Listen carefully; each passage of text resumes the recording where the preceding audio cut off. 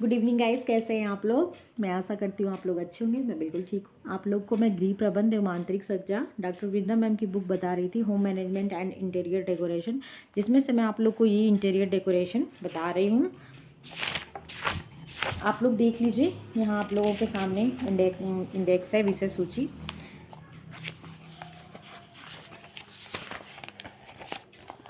जिसमें से कला के तत्व, सिद्धांत, रंगों की व्यवस्था, डिजाइन, प्रकाश व्यवस्था, ये सब कंप्लीट हो गया है। पुष्प व्यवस्था भी कंप्लीट हो गई है। एक इम्पॉर्टेंट है फर्नीचर व्यवस्था, जो आप लोगों को यही मुझे आज बताना है। ये बताने के बाद क्या हो जाएगा, तो आपका ये पूरा जो है ये यूनिट्स क्या हो जाएगा, फिनिश हो जाएगा आंतरिक सज्जा वाला। उसके बाद मैं आप लोगों से कही थी कि मैं फर्स्ट यूनिट स्टार्ट करूँगी, तो मैं फर्स्ट यूनिट बताना स्टार्ट करूँगी। ठीक है, तो चलिए ज़्यादा बातें नहीं करते हैं, वीडियो स्टार्ट करते हैं। तो यहाँ पे देखिए, चैप्टर का नाम है फर्नीचर व्यवस्था, फर्नीचर अरेंजमेंट जिसे कहते हैं।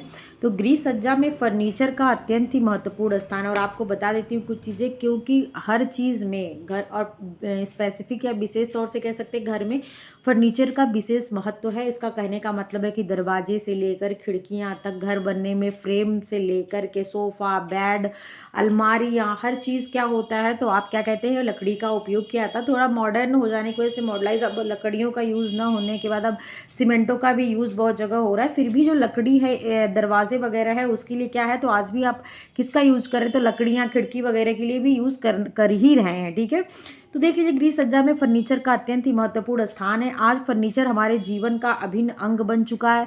फर्नीचर एक सजे सवरे घर की महती आवश्यकता बन गई है। इसका उद्देश्य न केवल घर को सजाना होता है, बल्कि यह विभिन्न क्रियाओं को करने में सुविधा प्रदान करता है। वह व्यक्ति की क्रियाशीलता को बढ़ाता है, थकावट कम करता है तथा समय शक्ति की बचत करता है। उदाहरणार्थ, नीचे जमीन पर बैठकर वस्त्र धोने में अधिक ऊर्जा व्यय होती है, साथ ही शीघ्र थकान हो जाती है। परंतु यदि वस्त्र धुलाई का कार्य चौकी या पीढ़ा पर बैठकर किया जाए तो कम ऊर्जा व्यय होती है। इसी तरह बैठकर प्रेस करने से अधिक थकान होती है। यदि प्रेस करने की क्रिया खड़े होकर की जाए तो कम ऊर्जा व्यय होती है, साथ ही थकान भी कम होता है। अतः फर्नीचर व्यक्ति की क्रियाशीलता में वृद्धि करता है।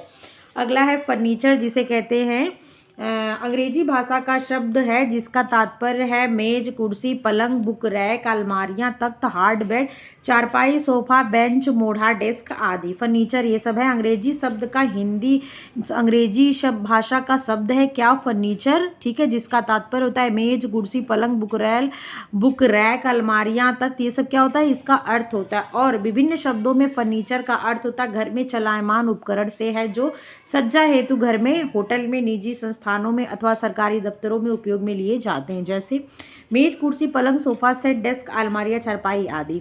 यद्यपि प्रत्येक परिवार की आवश्यकता एक समान नहीं होती, परंतु अनिवार्य आवश्यकता सभी की लगभग एक जैसी ही होती है। निम्न आय वर्ग का व्यक्ति जहां केवल खाट, बेंच, स्टूल, पटरा, मोढ़ा से अपना काम चलाता है, वहीं उच्च आय वर्ग का व्यक्ति सुंदर, आकर्षक एवं नवीन डिजाइनों के फर्नीचर का उपयोग करता है। फिर अगला है फर्नीचर का महत्व, इंपॉर्टेंस ऑफ फर्नीचर।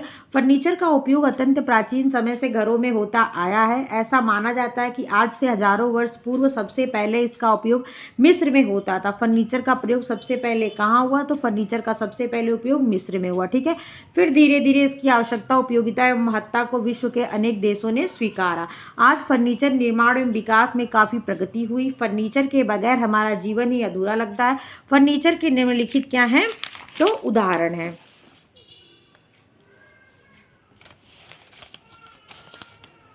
कार्य क्षमता बढ़ाना, to increase working capacity. Furniture व्यक्ति की कार्य क्षमता को बढ़ाने में अमूल्य भूमिका निभाता है।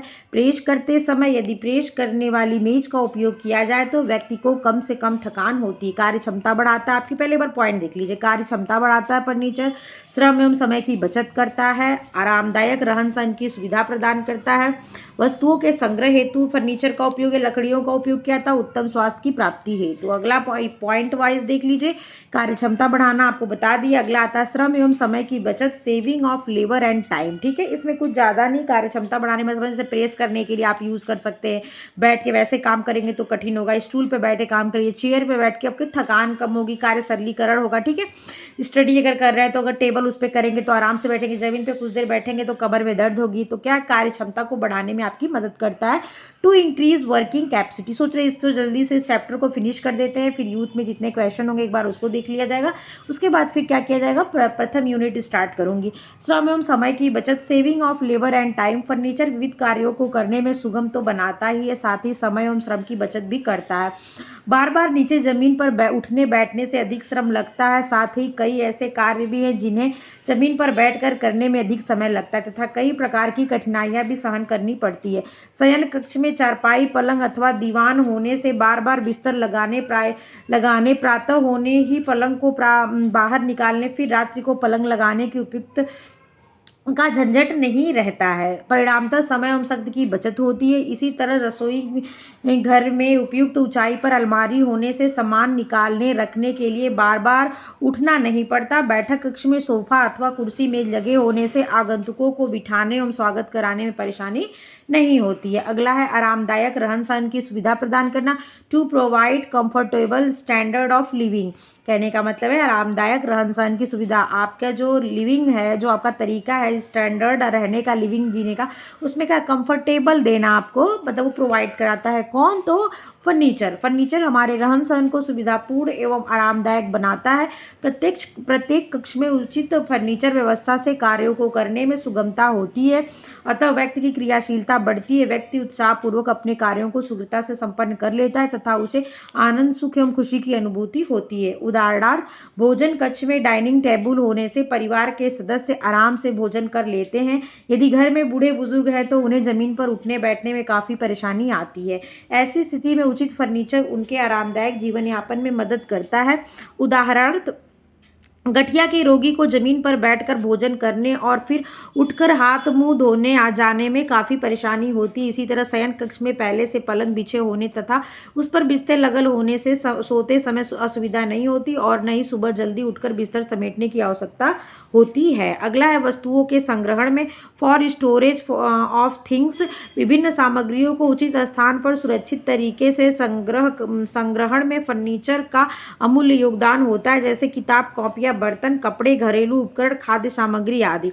इसके बिना चीज़ों को सुरक्षित रख पाना अत्यंत ही कठिन काम होता है। वस्त्रों या किताबों के संग्रहण के उचित अभाव में दीमक, तिल चट्टे, चूहे, कीट आदि इसे नष्ट कर डालते हैं। कपड़ों को चूहे कुतर कर बर्बाद कर देते हैं। जमीन पर वस्तुएं पड़ी रहने से कई वस्तुओं में सीलन आ जाती है, अतः वस्तुओं की सुरक्षा होती है। आजकल फर्नीचर बहुउपयोगी मल्टीपर्पज से बनाई जाती हैं। उदाहरण, पलंग या दीवान में ही बक्से की व्यवस्था करना, अध्ययन मेज में कई खाने दरवाजे बनाना, श्रृंगार जो डाइनिंग टेबल, ड्रेसिंग टेबल, ठीक है, स्टडी टेबल, ही उनकी बात करें, श्रृंगार मेज, ठीक है, जिसपे क्या कहते हैं, श्रृंगार करते हैं, मतलब जो आपका ड्रेसिंग टेबल होता है उसकी बात कर रहे हैं।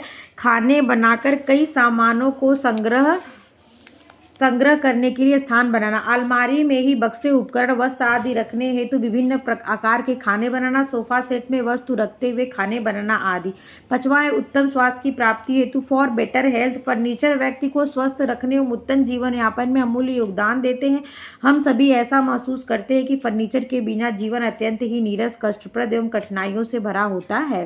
ठीक है, उठना, बैठना, पढ़ना, सोना, लेटना, आराम करना, सभी कुछ में कठिनाइयाँ उत्पन्न हो जाती हैं। इतना ही नहीं, बरसात में जमीन पर सोने से सांप, बिच्छू, कनगोजर, छिपकली व अन्य जहरीले कीटों को काटने का भय रहता है। निम्न आय वर्ग के लोग इन जहरीले कीड़ों का सबसे अधिक शिकार होते हैं। गरीबी के कारण उनके पास खाट एवं चारपाई तक नहीं होती, फलतः जमीन पर वो टाट या पुआल बिछाकर सोते हैं, जिसे पोरा भी कहते हैं गाँव में। ठीक है, जो क्या होता है, धान की पिटाई करने के बाद जो निकलता है उसकी बात करें, जिसके कारण वे जहरीले जीवों के शिकार हो जाते तथा असमय ही उनकी मृत्यु हो जाती है। अखबारों में आए दिन ऐसी घटनाएं पढ़ने को मिलती है। गठिया के रोगी व्यक्तियों, वृद्धों, बच्चों को बार बार जमीन पर से उठाना बेहद ही कठिन, कष्टदायक कार्य है। नवजात शिशु को जमीन पर लिटाने से उसे जल्दी ही सर्दी, जुकाम, बुखार, लू आदि लग जाती है, अतः फर्नीचर स्वास्थ्य की सुरक्षा में असीम योगदान देता है। सज्जा के लिए, फॉर डेकोरेशन, फर्नीचर का उपयोग गृह सज्जा में किया जाता है। ये घर की सुंदरता और आकर्षक वृद्धि में चार चांद लगा देता है। ठीक है, यही फर्नीचर की बात है। अगला है सामाजिक प्रतिष्ठा बढ़ाने में, टू इंक्रीज सोशल प्रेस्टीज। कीमती एवं आधुनिक फर्नीचर व्यक्ति को समाज में मान, सम्मान एवं प्रतिष्ठा दिलाने में महत्वपूर्ण भूमिका अदा करते हैं। फर्नीचर एवं सजावट के माध्यम से परिवार के व्यक्तित्व तथा रुचि का पता चलता है। सुंदर फर्नीचर वैभव तथा संपन्नता का प्रतीक होता है। आप जाते हैं किसी घर में बढ़िया बढ़िया सोफे, बेड लगे तो कहते भाई बहुत बड़े आदमी के घर में एक से एक क्या फर्नीचर रखे हुए हैं, डेकोरेटिव आइटम रखे हुए हैं। तो किसी की स्थिति का पता कैसे लगाते हैं? जब पैसा है तो शौक भी है, जब पैसा नहीं लगा तो आपको कहाँ से इतनी शौक है कि आप 20-20 हज़ार 25-25 हज़ार का अपने घर में 100 पीस रखेंगे। छोटी छोटी मूर्तियाँ 25-25 30-30 हज़ार की मिलती हैं इस टाइम मॉल वगैरह में अगर आप जाइए तो। ठीक है, तो क्या होता है जो ये एक्वेरियम रखे जाते हैं, ये पॉट्स जो आते हैं सब क्या सस्ते मिलते हैं? नहीं, बहुत। तो जब अर्थ रहेगा, जब इकोनॉमिक अच्छा रहेगा, जब आपके पास इनकम रहेगी, तभी तो आपकी शौक भी बढ़ेगी, और जब पैसा आता है तो शौक ऑटोमेटिक बढ़ जाता है, जिसके कारण व्यक्ति को समाज में मान सम्मान और प्रतिष्ठा मिलती है। फर्नीचर के प्रकार, टाइप ऑफ फर्नीचर। फर्नीचर को अनेक आधारों पर निम्न प्रकार से वर्गीकृत किया गया। नंबर 1, फर्नीचर बनाने में जिन स्थानों का उपयोग किया गया उसके आधार पर, on the basis of materials use in making furniture. कहने का मतलब फर्नीचर बनाने में जिन पदार्थों का उपयोग किया, मतलब लकड़ी का, जिस पदार्थ का उपयोग करके बताया गया उसके आधार पे। सज्जा शैली के आधार पे, मतलब फैशन के आधार पे, कैसे, कहाँ, और कीमत और मूल्य के आधार पे। 3 आधारों पर क्या क्या था इसका वर्गीकरण किया जाता है। सज्जा शैली का मतलब on the basis of decorative style, कीमती मूल्य के आधार पर on the basis of cost. Furniture बनाने में जिन पदार्थों का उपयोग किया जाता है उसके आधार पर वर्गीकरण। फर्नीचर जिन पदार्थों से बना है उसके आधार पर हम इसे निम्न प्रकारों में बांट सकते हैं। मतलब विभिन्न प्रकार की लकड़ी का प्रयोग किया गया है, या सस्ती लकड़ी, महंगी लकड़ी, जो एक वर्षीय पौधा की लकड़ी, पतझड़, मजबूत, काली, सेंटेड लकड़ी, मतलब अलग अलग, हल्की लकड़ी, भारी लकड़ी, अलग अलग लकड़ी के आधार पे इसका वर्गीकरण किया। तो लकड़ी का फर्नीचर, वुडन फर्नीचर, अत्यंत प्राचीन समय से ही लकड़ी का उपयोग फर्नीचर बनाने में किया जाता रहा है। लकड़ी के बने फर्नीचर अत्यंत मजबूत, टिकाऊ, सुंदर, आकर्षण एवं वैभवशाली होते हैं। फर्नीचर के लिए सामान्यतः शीशम, चीड़, सागवान, बबूल, देवदार, आबनूस, आम, अखरोट आदि की लकड़ी का प्रयोग किया जाता है। सागवान, चीड़, शीशम, देवदार की लकड़ियों से उत्कृष्ट प्रकार के फर्नीचर बनते हैं। किनसे? सागवान से, बबूल से, देवदार से और आबनूस, आम की लकड़ियों से। क्या होता है? अखरोट की लकड़ियों से भी क्या होता है? उत्तम किस्म के फर्नीचर बनते हैं। आम, कटहल, बबूल आदि की लकड़ियों से सामान्य किस्म के फर्नीचर बनते हैं। आम, कटहल और बबूल की लकड़ियों से मध्यम, मीडियम, ठीक है, सामान्य, जनरल तरीके से लोग उपयोग कर सकते हैं, थोड़ा सस्ता होता है, का मध्यम बनते हैं और अपने घरों में कर सकते हैं। परंतु जंगल के कट जाने से लकड़ियों में काफ़ी कमी है, तब लकड़ी के फर्नीचर काफ़ी महंगे बिकने लगे। इसीलिए क्या होता है, अब ये जो घर बनाए तो जो फ्रेम बनते हैं, अब वो क्या हुआ है, वो सीमेंट के बनने लगे हैं। जो खिड़कियां हैं वो स्टील की, ऐसे चीज़ों से बनने लगी, क्योंकि क्या हो रहा है, अंधाधुंध वनों की कटाई हो रही है, जिससे क्या लकड़ियाँ महंगी हो जा रही है, उससे सस्ता हो जा रहा है घर में और चीज़ों का उपयोग करके बनाना। नेक्स्ट है बेत का फर्नीचर, कैन फर्नीचर जिसे कहते हैं। बेत का फर्नीचर हल्का, मजबूत एवं टिकाऊ होता है, ये बहुत हल्के होते हैं। ये विभिन्न डिजाइनों में मिलते हैं। वर्तमान में बेत की बनी मेज, कुर्सियां, सोफा, रैक आदि काफ़ी उपयोग में ली जा रही, क्योंकि फैशन में, ट्रेंड में, शैली में। इसकी कीमत भी अपेक्षाकृत कम होती है। वजन में हल्के, टिकाऊ, काफ़ी मजबूत होते हैं। बारीक डिजाइन और बुनाई से सोफा सेट, मेज, कुर्सियां, बुक रैक आदि बनाए जाते हैं। बेत के बने झूले काफ़ी मजबूत होते तथा इन्हें बरामदे, लॉबी, कमरे आदि में छत से लटकाकर रखे जाते हैं। अगला 3 नंबर है प्लाईवुड। लकड़ी की कीमत में बेतहाशा वृद्धि होने से प्लाईवुड का उपयोग भी फर्नीचर बनाने में किया जाने लगा है। प्लाईवुड से मेज, पलंग, दीवान, चौकी, अलमारी आदि बनाए जाते हैं, परंतु प्लाईवुड का फर्नीचर कम मजबूत एवं टिकाऊ होता है। साथ ही बरसात के मौसम में सीलन के कारण फूलने का भी डर। प्लाई जिन चीज़ों पर लगी रहती है वो देखते हैं ना, कुछ देर बाद क्या तो फूल जाती है। मेज वगैरह पे लगी है, पानी वगैरह गिरता है, जहाँ सीलन है तो क्या होता है, ये प्लाइयाँ क्या होती है, फूल जाती हैं। नेक्स्ट है सरकंडा, जिसे रीट कहते हैं। आजकल सरकंडे का भी उपयोग फर्नीचर बनाने में किया जाने लगा है। सरगंडे से बने का मूढ़े काफ़ी लोकप्रिय हैं। ये काफ़ी सस्ते एवं वजन में हल्के होते हैं। बरामदा, लान, बगीचे आदि में बैठने के लिए इनका उपयोग किया जाता है। प्लास्टिक फर्नीचर 21वीं शताब्दी को क्या कहते हैं, प्लास्टिक का युग, एज ऑफ प्लास्टिक कहा जाता है। कौन शताब्दी को, तो 21वीं शताब्दी को एज ऑफ प्लास्टिक कहा जाता है, याद रखिएगा। तो कोई अतिशयोक्ति नहीं होगी। आज के युग में प्लास्टिक का युग। प्लास्टिक से बनी ने अपनी पैठ हर जगह बना ली है। प्लास्टिक के बने फर्नीचर अत्यंत टिकाऊ, मजबूत, सुंदर एवं आकर्षण होते हैं। साथ ही ये काफ़ी मजबूत होते हैं। ये विभिन्न रंगों एवं डिजाइनों में उपलब्ध होते हैं। प्लास्टिक की कुर्सियाँ, टेबल, मेज, चौकी, चारपाई आदि वजन में काफ़ी हल्के होते हैं, जिन्हें आसानी से एक स्थान से उठाकर दूसरे स्थान तक ले जाया जा सकता है।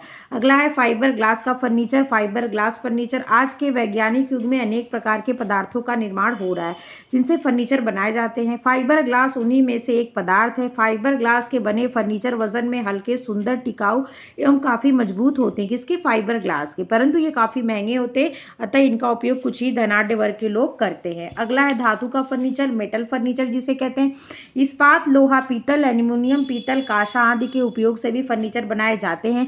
मुगलकालीन साम्राज्य में चांदी एवं सोने के सिंहासन बनाए जाते थे, जिसका उपयोग राजा, महाराजा, महारानियों द्वारा किया जाता था। लोहे के फर्नीचर जैसे मेज, कुर्सी, स्टूल, पलंग, अलमारियां, रैक, खाट आदि बनाए जाते हैं। धातु के ऊपर आरामदायक गद्दियां लगाकर उसे अधिक सुविधापूर्ण बनाया जाता है। धातु के फर्नीचर मुड़ने वाले ही होते हैं, जिन्हें आवश्यकता न होने पर मोड़कर रखा जाता है। ऐसे फर्नीचर स्थानाभाव वाले जगह जैसे बंबई, दिल्ली, कलकत्ता आदि बड़े नगरों के लिए श्रेष्ठ होते हैं। जो क्या होता है? फर्नीचर मोड़, फोल्डिंग जिसे कहते हैं। फोल्डिंग चारपाइयाँ, फोल्डिंग चेयर्स आते हैं ना, फोल्डिंग मेज, तो इनका क्या, जहाँ पे जगह कम है और जो ये मेट्रो सिटियाँ हैं उनमें क्या होता है, इनका क्योंकि एक रूम में क्या होता है, जीवन सर्वाइव कराना पड़ता है। ठीक है। धातु के बने फर्नीचर सादे अथवा नक्काशीदार होते हैं। इन्हें विभिन्न रंगों में पेंट करके सुंदर, आकर्षण एवं मोहक बनाया जाता है। धातु के साथ ही अन्य वस्तुओं के उपयोग से फर्नीचर को मजबूत, टिकाऊ, सस्ता, आरामदायक, सुविधापूर्ण एवं वजन में हल्का बनाया जाता है। उदाहरणार्थ खाट, चारपाई की पट्टियां एवं पाए खोखले लोहे के पाइप के बने होते हैं, जिनकी बुनाई सुतली, निवार अथवा प्लास्टिक की पतली पट्टियों से की जाती है। इसी तरह कुर्सी को प्लास्टिक के पतले फीते से बुनकर सुंदर, मोहक एवं आकर्षण बनाया जाता है। मेज पर प्लास्टिक, सनमाइका अथवा कांच लगाकर मेज को खूबसूरत बनाया जाता है। नेक्स्ट 8वां नंबर, गद्देदार furniture. Upholstered furniture, rubber, jute, foam आदि गद्देदार फर्नीचर। ध्यान दीजिएगा, रबड़, जूट, फोम आदि के उपयोग से, रबड़, जूट और फोम आदि के उपयोग से गद्देदार फर्नीचर तैयार किए जाते हैं। किससे? किससे? रबड़, जूट और फोम से। ये विभिन्न डिजाइन, आकार एवं आकृति में मिलते हैं। गद्देदार फर्नीचर तैयार करने के लिए सामान्यतः लकड़ी या धातु का फ्रेम तैयार किया जाता है। फिर रेक्सिन, मोटे कपड़े अथवा मुलायम चमड़े से ऊपरी आवरण दिया जाता है। इसमें स्प्रिंग की सहायता से गद्दियां तैयार की जाती हैं। बैठक का सोफा सेट सामान्यतः इसी तरह का होता है। स्प्रिंग अच्छे गुणवत्ता वाले होने चाहिए, जिसमें जंग नहीं लगे, साथ ही मजबूत व टिकाऊ हो। डिलक्स सोफे भी इसी विधि से गद्देदार बनाए जाते हैं। उत्तम कोटि के फर्नीचर में निवार एवं पट्टी का ताना बाना इस प्रकार से बुना जाता है कि जरा सी भी जगह शेष नहीं रहे। फिर इसके ऊपर जूट का मोटा कपड़ा लगाया जाता है। इसके ऊपर नारियल के छल्ले, जिसे कोयार कहते हैं, आपको पता है ना, कोयार का रेशा, जब आप वनस्पतिक रेशे से पढ़ रहे थे तो नारियल का जो छिलका होता है कोयार, रुई, कॉटन, जूट के रेशे, जूट फाइबर तथा फोम भर दिए जाते हैं। वैसे आजकल फोम के स्थान पर रबरकृत कोयार, रबराइज्ड कोयार का भी उपयोग किया जाता है। ये फर्नीचर वजन में भारी तथा महंगे होते हैं। सज्जा शैली के आधार, अब तक आपने देखा फर्नीचर लकड़ी के आधार पर, जिस आधार पर वो बनी है उसके आधार पर, अब शैली के आधार पर देख लीजिए। सज्जा शैली के आधार पर फर्नीचर को निम्न वर्गों में, देखिए कितना पेज है, आज मैं ये फिनिश कर पाऊंगी नहीं है तब भी मजे का। सज्जा शैली के आधार पर फर्नीचर को निम्न वर्गों में विभाजित किया जा सकता है। ऐतिहासिक शैली, देसी शैली और आधुनिक शैली। Historical style, country style and modern style. तो ऐतिहासिक शैली, जिसे हिस्टोरिकल स्टाइल कहते हैं, किसी काल विशेष के सज्जा शैली का आधार बनाकर जब फर्नीचर का निर्माण किया था तो उसे ऐतिहासिक शैली का फर्नीचर कहते हैं। किसी काल, किसी कहते हैं मुगल कालीन सज्जा है, ये जो बेड वगैरह है मुगल कालीन में ऐसे यूज़ किया थे। ये सोफ़ा जो है मुगल कालीन यूज़ करते थे। ये जो है, ये जो अंग्रेज़ थे जब उस ज़माने में आए थे तब यूज़ करते थे, या वो जब राजा महाराजा हमारे देश में थे तो ऐसे कभी बेड बन जाता, कहते ना ये तो राजा महाराजा वाला बेड लग रहा है, तो वो क्या, लुक देना कहने का मतलब। किसी काल विशेष के सज्जा शैली का आधार बनाकर, मतलब उसको लुक के माध्यम से उसका प्रयोग करके जब फर्नीचर का निर्माण किया था तो उसे ऐतिहासिक शैली का फर्नीचर कहते हैं। जैसे मुगल कालीन शैली, ब्रिटिश कालीन शैली और मंदिर शैली। ठीक है।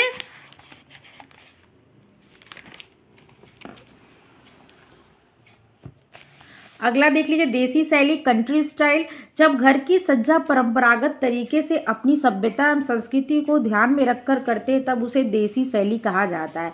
बैठक कक्ष में दीवान पर मसनद रखकर आरामदेह बनाया जाता है। स्नान गृह में लकड़ी का पीढ़ा अथवा चौकी, देसी की बात हो रही है, छोटी चौकी रखकर नहाने धोने के कार्य को सुगम बनाया जाता है। इसी तरह रसोई घर में लकड़ी का रैक बनाकर उस पर मसाले रखने के डिब्बे, बर्तन आदि की व्यवस्था करना, चौकी पर बर्तन रखने की व्यवस्था करना आदि। शयन कक्ष में तख्त एवं गद्देदार बिस्तर लगाकर सोने की व्यवस्था करना। आधुनिक शैली मॉडर्न स्टाइल। आधुनिक शैली पश्चिमी सभ्यता एवं संस्कृति की देन है। इसमें डबल बेड, सोफा सेट, दीवान, पलंग, टेबल लैंप आदि का कर कक्ष को सुंदर, सुविधापूर्ण एवं आरामदायक बनाया जाता है। आधुनिक शैली के फर्नीचर विभिन्न प्रकार के पदार्थों के बने होते हैं, जैसे लकड़ी, प्लास्टिक, प्लाईवुड, फाइबर ग्लास, धातु आदि। आधुनिक शैली में बने फर्नीचर अधिक सुविधाजनक एवं आरामदायक होते हैं तथा विलासिता के प्रतीक होते हैं। नेक्स्ट है कीमत मूल्य के आधार पर। अब तक आपने शैली के आधार पर देख लिया, और क्या फर्नीचर मतलब लकड़ी के आधार पर, अब क्या कीमत या कॉस्ट के आधार पर, on the basis of cost. कीमत के आधार पर भी फर्नीचर को निम्न 3 भागों में बांटा गया: उच्च कीमत का फर्नीचर, मध्य कीमत का फर्नीचर और कम कीमत का फर्नीचर। उच्च कीमत का फर्नीचर, हाई कॉस्ट फर्नीचर। उच्च कीमत वाले फर्नीचर काफ़ी महंगे होते हैं। लकड़ी का नक्काशीदार फर्नीचर, फोम युक्त फर्नीचर, मुलायम कपड़े का फर्नीचर, फाइबर ग्लास का फर्नीचर आदि काफ़ी महंगे होते हैं। लकड़ी के फर्नीचर में भी सागवान, महोगनी, अखरोट, देवदार, शीशम आदि की लकड़ियों से बने फर्नीचर काफ़ी महंगे होते हैं। किससे? सागवान, महोगनी, अखरोट, देवदार, शीशम। ठीक है। इनमें कांच, सनमाइका, रबड़, फोम, बढ़िया कपड़ा, चमड़ा आदि लगाकर सुंदर एवं आकर्षण बनाया जाता है। मध्यम कीमत का फर्नीचर, मीडियम कॉस्ट फर्नीचर। ऐसे फर्नीचर न तो बहुत अधिक दाम के होते हैं और न ही बहुत कम। लकड़ी का बना हुआ सादे डिजाइन का फर्नीचर मध्यम कीमत के होते हैं। मध्यम कीमत का मतलब आम की लकड़ी का प्रयोग किया गया हो। ठीक है।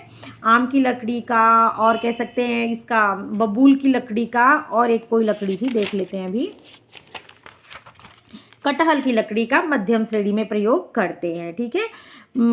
लकड़ी का बना हुआ सादे डिजाइन का फर्नीचर मध्यम कीमत के होते। बेत एवं केन का फर्नीचर भी सस्ते दामों में उपलब्ध हो जाता है। कम कीमत वाला फर्नीचर, लो कॉस्ट फर्नीचर। सस्ती एवं कमजोर लकड़ियों से बना फर्नीचर कम कीमत वाला होता है, जैसे आम, कटहल, महुआ, सखुआ, बबूल आदि।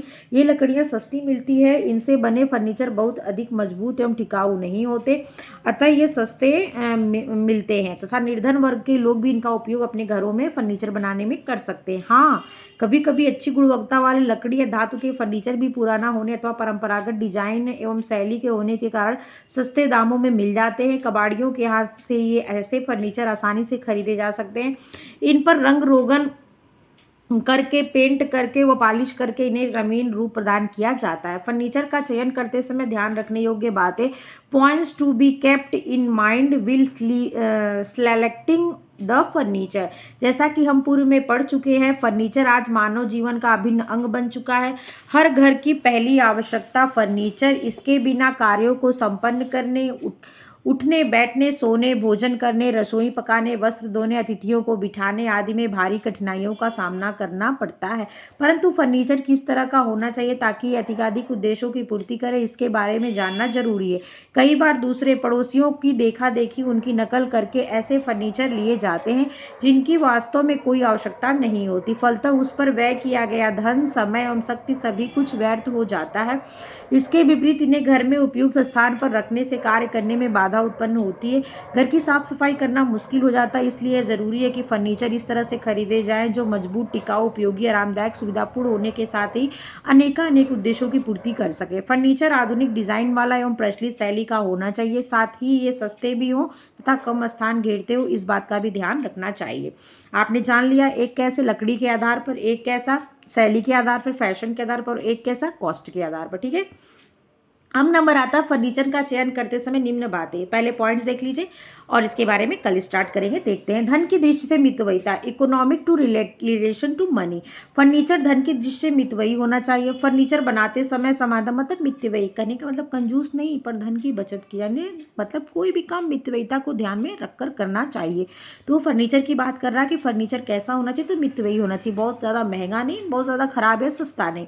फर्नीचर बनाने में संबंध में सामान्य मत यह होता है कि एक मकान बनाने में जितना खर्च आता है उसके कुल खर्च का 1/4 से 1/5 भाग फर्नीचर पर व्यय किया जाता है। परंतु यह सैद्धांतिक रूप से सही है। व्यावहारिक तौर पर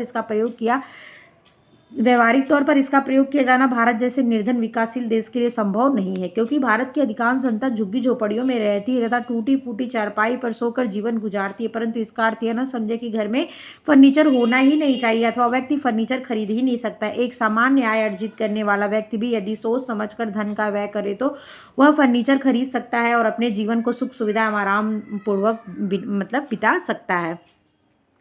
एक सुघड़ एवं कुशल गृहिणी अपने सूझबूझ एवं कलात्मक रुचि से कम धन व्यय करके भी सुंदर, आकर्षण एवं उपयोगी फर्नीचर खरीद सकती है। कई निरुपयोगी एवं व्यर्थ ही पड़ी वस्तुओं से भी फर्नीचर बनाए जा सकते हैं, जैसे लकड़ी की पुरानी पेटियों, फल रखने की पेटियों को जोड़कर फर्नीचर का रूप दिया जाता है। फल ओल अगर कभी मंडी से आते हुए आपने देखा होगा, या कभी अगर किसी को ओकेजन पड़ा हो किसी इवेंट पे, तो देखेंगे ना फल, अब तो वो प्लास्टिक की डलियों का यूज़ किया था, पहले ना पटरा पतला पतला काट करके पटरे का टाइप पेटी बनाई जाती थी, उसमें नीचे मतलब कुछ कह सकते हैं जूट वगैरह का वो, या ये कोयर जो होता है नारियल के छिलके को रख के उसके ऊपर फल रखा था कि वो दबे तो खराब ना हो। ठीक है, तो वही बोल रहा है कि लकड़ी की पुरानी पेटियां, फल रखने की पेटियों को जोड़कर फर्नीचर का रूप दिया जाता था। इन्हें रंग रोगन एवं पेंट करके रंग बिरंगे कागज चिपकाकर सुंदर एवं आकर्षण बनाया जाता था। वे बक्से जो वर्ष में एक दो बार ही खुलते हैं, उन्हें जोड़कर उस पर गद्दा बिछाकर उसे तख्त का रूप दिया जाता था। इसका उपयोग रात्रि के समय सोने हेतु किया जाता था। लकड़ी की पेटियों में एक दो लकड़ी के तख्ते पट्टे लगाकर बर्तन, किताबें, जूते, वस्त्र आदि रखने हेतु रैक तैयार किए जाते थे। ये सब के ईंट रख के उस पर फिर रख के फिर ईंट रख के फिर उस पर एक पटरा रख के, ऐसे क्या बर्तन रखने के लिए जो किचन में यूज कर सकते हैं, और में मतलब सामान रखने के लिए, बुक्स रखने के लिए, या फिर कह सकते हैं बहुत सारी चीज़ों के लिए पहले यूज़ में ऐसे लिए जाते थे। फल रखने वाले लकड़ी की पेटियों में एक दो पट्टे लगाकर रसोई घर के लिए अलमारी बनाई जाती थी। इनमें बर्तन, मसालों के डिब्बे आदि को रखे जा सकते थे। इस प्रकार व्यर्थ एवं निरुपयोगी पदार्थों के सहयोग से भी सुंदर, टिकाऊ एवं आकर्षक फर्नीचर बनाए जाते हैं। स्थान की दृष्टि से मितव्ययिता, economy in relation to space. वर्तमान समय में जनसंख्या वृद्धि के कारण आवास की समस्या विकट रूप धारण करती जा रही है। शहरों एवं महानगरों में लोगों को रहने में, ये जल्दी जल्दी चैप्टर इसलिए खत्म करना चाह रही हूँ कि इसमें ऐसी कोई बहुत ज़्यादा इंपॉर्टेंट चीज़ नहीं है, घरेलू चीज़ है जो क्या है आपको समझ में आ रही थी, इसमें बहुत ज़्यादा समझाने बताने की ज़रूरत नहीं है, इसलिए मैं फटाफट सोच रही हूँ ख़त्म कर दूँ तो ये यूनिट ही क्या हो जाएगा, ख़त्म हो जाएगा, फिर थोड़ा सा सेटिस्फैक्शन हो जाएगा कि एक यूनिट फिनिश हो गया। फिर यूथ के क्वेश्चन भी करवा दूंगी। फिर जो आगे के जो चैप्टर है वो बहुत ज़्यादा इंपॉर्टेंट है, ये भी बहुत ज़्यादा, इनमें भी कुछ चैप्टर जो है वेरी इंपॉर्टेंट जो मैंने आपको करा दिया ऑलरेडी, फिर मैं वो करा दूंगी तो थोड़ा सा एक बैलेंस बन जाएगा। उसके बाद छोटे छोटे पार्ट हैं, फिर मैं आपको आराम आराम से करवाते चलूँगी। ठीक है, स्थान की दृष्टि से मितव्ययिता, economy to relation to space. मैं सोच रही हूँ कि मैं आप लोग को रिवीजन भी करा दूँ, अगर इतना टाइम मिल जाए तो मैं क्या करूँ, रिवीजन भी करा दूँ आप लोगों को, मैं यही सोच रही हूँ, इसलिए सोच रही हूँ इसको फटाफट खत्म करवा दूँ। टाइम मिल जाएगा तो एक बार फिर से बुक को क्या करूँगी, रिवाइज करवा दूँगी। Economy to relation to space. वर्तमान समय में जनसंख्या वृद्धि के कारण आवास की समस्या विकट रूप धारण करते जा रही है। शहरों एवं महानगरों में लोगों को रहने के लिए मकान नहीं है, वे एक या दो कमरे, मैं रिवीजन मैं आपको बता देती हूँ थोड़ा सा टाइम लेके कि रिवीजन उस बेस पे कराऊंगी, ऐसे नहीं कि मैं बुक को पढ़ूंगी। जब रिवीजन कराऊंगी ना तो बस उस बुक से इंपॉर्टेंट क्वेश्चन सेलेक्ट करके इंपॉर्टेंट क्वेश्चन बस बताऊंगी। ठीक है, और पैरा में से जो पैरा इंपॉर्टेंट है उसमें जो क्वेश्चन है वो मैं वहाँ से क्या करूँगी, आपको बताने का काम करूँगी। ठीक है, उस हिसाब से मैं आपको रिवीजन कराऊंगी, न कि चैप्टर पढ़ा के। तो इस लिखा है, स्थान की दृष्टि से मितव्ययिता, economic to relation to space. वर्तमान समय में जनसंख्या वृद्धि के कारण आवास की समस्या विकट रूप धारण करती जा रही है। शहरों एवं महानगरों में लोगों को रहने के लिए मकान नहीं है, वे एक या दो कमरे में रहकर जीवन यापन हेतु विवश होते हैं। ऐसी स्थिति में यह जरूरी है कि फर्नीचर ऐसा हो जो कम से कम स्थान घेरे। स्थानाभाव की दृष्टि से बहुप्रयोजनी फर्नीचर श्रेष्ठ है। याद रखिएगा इस बात को, अगर आपके पास स्थान कम है तो बहुप्रयोजन मतलब क्या, एक किसी एक फर्नीचर का आप बहुत चीज़ के लिए उपयोग कर सके। जैसे आजकल सोफ़ा कम बेड आता है ना, आप उसको सोफ़े की तरह यूज़ करो, रात में जगह कम है, स्पेस कम है, सदस्य ज़्यादा है तो उसको फैला दो, वो बेड बन जाता है। ठीक है, तो ऐसे बेड बॉक्स जो होता है आप उसके अंदर सामान रख लो, उसके ऊपर सो लो। ठीक है, ये सब चीज़ें क्या है आपके पास, अगर वैसे आपको एक अलमारी रखनी पड़ती और अलमारी में क्या करना पड़ता, फिर सारी चीज़ें रखनी पड़ती, वो भी जगह घेरता। लेकिन अभी जो बेड बॉक्स आते हैं ये क्या करते हैं, ये जो है उसमें आपने कितनी सारी चीज़ें, गद्दा रजाई वगैरह सब कुछ भर देते हैं, जो वेस्ट जिसका यूज़ नहीं होता सारा भर देते हैं। ठीक है, तो क्या होता है, कितना ज़्यादा उसमें सामान एडजस्ट होता है, आप लोग सबके यहाँ होगा, आप लोग को पता होगा। स्टडी टेबल, आपने स्टडी टेबल के ऊपर स्टडी किया, उसके नीचे सेल्फ बना, बहुत सारे सेल्फ बना दिए, उसमें आपने क्या किया, अपनी सारी बुकें, सारी इंपॉर्टेंट चीज़ें रख करके उसको पैक कर दी। तो ऐसे किचन है, किचन में आपने ऊपर यूज़ किया, नीचे जो स्लैब खाली है, जो नीचे जगह है जो काउंटर के नीचे, उसमें क्या किया आपने, अलमारियाँ बना दी, उसको पैक कर दिया, उसमें आपने सारी चीज़ें रख दी। तो कैसा होना चाहिए, आपके जो जगह के कम, जनसंख्या वृद्धि के कारण क्या ऐसे फर्नीचर का उपयोग करिए जो बहुप्रयोजनीय हो। ठीक है, बैठक कक्ष हेतु सोफा कम बेड, देखिए आगे लिखा है बैठक कक्ष हेतु सोफा कम बेड खरीदे जाने चाहिए, दो जो दिन में सोफा की तरह काम आए और रात्रि में पलंग की तरह उपयोग में लाया जा सके।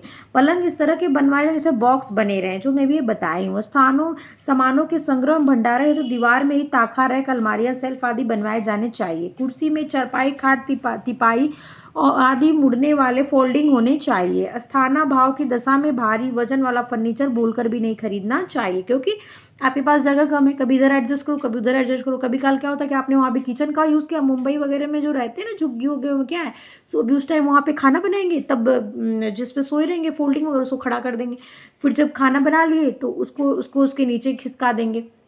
तो क्या है, स्थान जगह की कमी है, आबादियाँ ज़्यादा जहाँ है, तो क्या करते हैं वो ऐसे ही चीज़ों का यूज़ करते हैं और उपयोग करते हैं। तो अगर फर्नीचर हल्का रहेगा तभी तो आप एक काम दिन भर में 10 बार 4 बार 5 बार कर पाओगे। कभी इधर हटाना कभी उधर हटाना, कभी 2 लोग को एडजस्ट करना 4 लोग को एडजस्ट करना, तो क्या होना चाहिए, हल्का होना चाहिए फर्नीचर। दूसरा तीसरा है सुंदरता, ब्यूटीफुल। नवीन फर्नीचर खरीदते समय इसकी सुंदरता, ऐश्वर्यशीलता और आकर्षण पर भी ध्यान दिया जाना चाहिए। सुंदर फर्नीचर के उपयोग से सज्जा में चार चांद लग जाती है, जिसे देखकर दर्शक का रोम रोम पुलकित हो उठता है। फर्नीचर की सुंदरता को परखने के लिए कला के तत्वों एवं सिद्धांतों का सहारा लेना चाहिए। फर्नीचर सुंदर होने के साथ ही आकर्षण एवं सादे डिजाइन का हो तो अच्छा है। मजबूती, स्ट्रेंथ।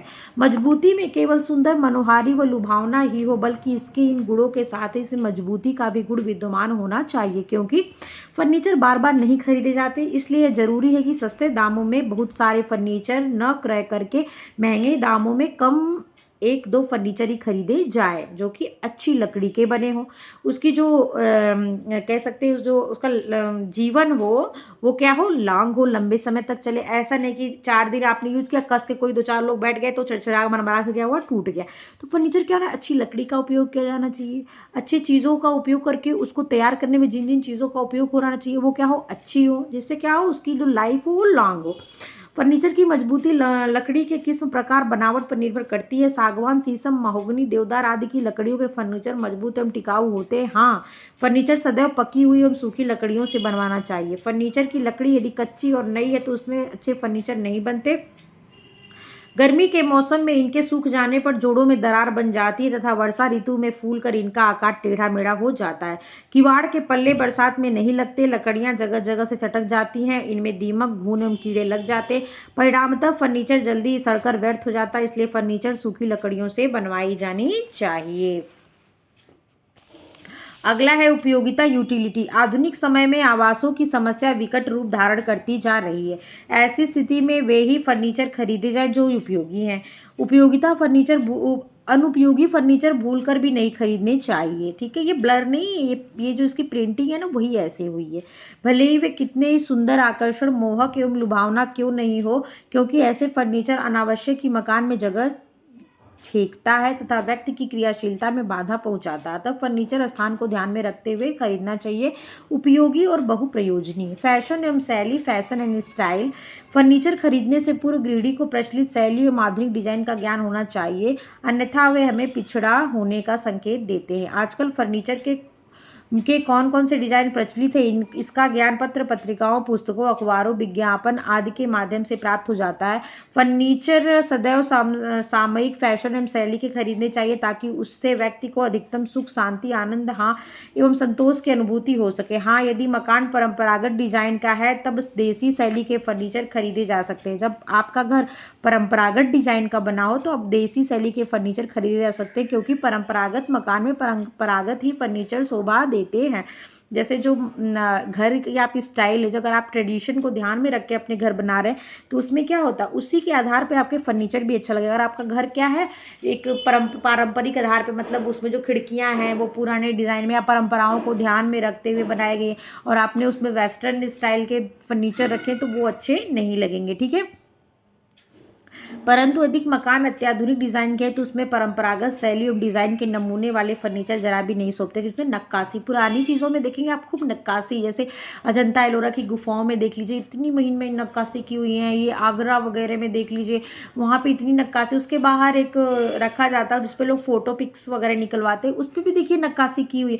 तो अगर परंपरागत फर्नीचर रखेंगे तो परंपरागत घर हो, और अगर घर मॉडर्न टाइप का हो तो फर्नीचर भी आप क्या मॉडर्न रखने चाहिए। चाहिए। फिर दिया है डिज़ाइन कैसी हो, तो ध्यान रखनी चाहिए डिज़ाइन का। फर्नीचर सरल एवं सादे डिज़ाइन का परंतु आकर्षण होना चाहिए। वे खूबसूरत, सुडौल, नवीन एवं प्रचलित फैशन के होने चाहिए। कुशल कारीगर द्वारा बनवाया गया हो। एक श्रेष्ठ फर्नीचर वही होता है जो सादा होने के साथ सुंदर भी हो तथा जिसकी साफ सफाई, देखभाल, रख रखाव करने में कम से कम समय एवं शक्ति नष्ट हो। फर्नीचर की डिज़ाइन बहुत अधिक उलझे हुए एवं जटिल न हो और न ही बारीक नक्काशी के हो। अधिक जटिल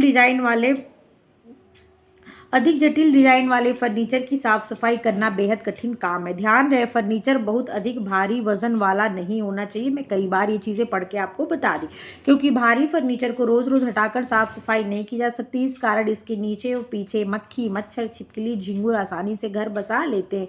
अगला है 8वां नंबर, आरामदेह कंफर्टेबल। फर्नीचर सुंदर, मजबूत एवं टिकाऊ होने के साथ ही आरामदेह एवं सुविधाजनक भी होना चाहिए। आरामदायकता फर्नीचर की सबसे बड़ी विशेषता है। यही पढ़ा के यही वाला रीडिंग मैं ख़त्म करूँगी। फिर कल 3 बताऊँगी, जो है कल फिनिश कर दूँगी, कोशिश करूँगी नेक्स्ट के टर्न के दिन। सुविधाजनक भी हो सकता है। आरामदायक फर्नीचर की सबसे बड़ी विशेषता है फर्नीचर का डिज़ाइन इस तरह का नहीं होना चाहिए जिससे कि उस पर बैठने, सोने, पढ़ने, लिखने और आराम करने में कष्ट हो। फर्नीचर का डिज़ाइन कार्यानुसार होना चाहिए, जैसे सोफ़ा, पलंग, कुर्सी, स्टूल, मेज, अध्ययन मेज आदि का डिज़ाइन आरामदायक होना चाहिए ताकि आराम से व्यक्ति उचित शारीरिक मुद्रा अपनाकर कार्य कर सके। आमतौर पर फर्नीचर औसत व्यक्ति की ऊंचाई 5 फीट 5 इंच को ध्यान में रखकर बनाया जाता है। अब औसत ऊंचाई कितनी है, बढ़ गई है आरडीए के अकॉर्डिंग, ठीक है। आप उसको कमेंट बॉक्स में ज़रा बताना कितनी लंबाई को औसत लंबाई माना जाता है। कुर्सियों एवं सोफे भी इसी माप को ध्यान में रखकर बनाए जाते हैं, परंतु यदि इससे कम या अधिक माप की कुर्सी, मेज, स्टूल आदि बनाए जाने हैं तब विशेष आदेश स्पेशल ऑर्डर देकर बनवाए जा सकते हैं। एक सिंगल बेड पलंग की औसत लंबाई 6 फीट तथा चौड़ाई 3 फीट रखी जाती है। किसकी? सिंगल बेड की। ध्यान दीजिएगा किस प्रकार के बेड की, तो सिंगल बेड की पलंग की जो औसत लंबाई होती है वो 6 फीट लंबा और चौड़ाई 3 फीट रखी जाती है, परंतु यदि इससे बड़ा बनवाना है तब आपको क्या ऑर्डर देना पड़ता है। कुर्सी की गहराई इतनी होनी चाहिए ताकि वो बैठने वालों के घुटने के पीछे के भाग तक पहुँच सके। कुर्सी के पीछे कहाँ तक पहुँच सके? कुर्सी की गहराई इतनी हो कि वो बैठने वाले के घुटने के पीछे के भाग तक पहुँच सके, ठीक है। कुर्सी के पीछे का भाग इतना तिरछा हो कि बैठने में आराम मिले। दोनों कंधों और सिर को भी पीछे से टिकाकर पर्याप्त विश्राम किया जा सके। ध्यान रहे बच्चों का फर्नीचर उनकी शारीरिक माप, ऊंचाई को ध्यान में रखकर बनाया जाना चाहिए। फर्नीचर की डिज़ाइन इस तरह से हो कि बच्चों के शारीरिक वृद्धि एवं विकास के अनुसार इन्हें छोटा बड़ा करके उपयोग में लाया जा सके। अतः फर्नीचर में समायोजनशीलता का गुण होना चाहिए, मतलब एडजस्ट करने का गुण होना चाहिए। इसके लिए वो हल्का होगा, इसके लिए उसे क्या होना चाहिए, जो आजकल चले हैं ना स्क्रू लगे होते हैं, आपने ढीला किया तो एक फोल्ड नीचे चलेंगे, एक बार ढीला किया तो और नीचे चलेंगे, मन करे तो थोड़ा ऊपर कर देंगे तो ऊपर हो जाएंगे। तो उसको ही कह रहा है, इसमें एडजस्टेबल का जो गुण होता है, जो क्वालिटी ऐड की जाती है वो उसमें होनी चाहिए बच्चों के फर्नीचर में, क्योंकि बच्चों की वृद्धि बहुत तीव्र गति से होती है, वो थोड़े टाइम में बड़े से हो जाते हैं तो वो क्या होगा, वेस्ट चला जाएगा। इसलिए अगर आप इस टाइप का खरीदेंगे तो लॉन्ग टाइम तक यूज़ कर सकेंगे। और आज बस इतना ही। आगे इसके टर्न पे बताऊंगी, कल न्यूट्रिशन बताऊंगी एंड टेक्सटाइल का टर्न है तो वो बताऊंगी। तो चलिए ये ख़त्म होने के बाद खुशी है कि एक पूरी यूनिट जो है ख़त्म हो जाएगी। चलिए अगर आप लोग को मेरी वीडियो अच्छी लगी तो लाइक शेयर सब्सक्राइब कर दीजिएगा और अपना ध्यान रखा करिए। Take care.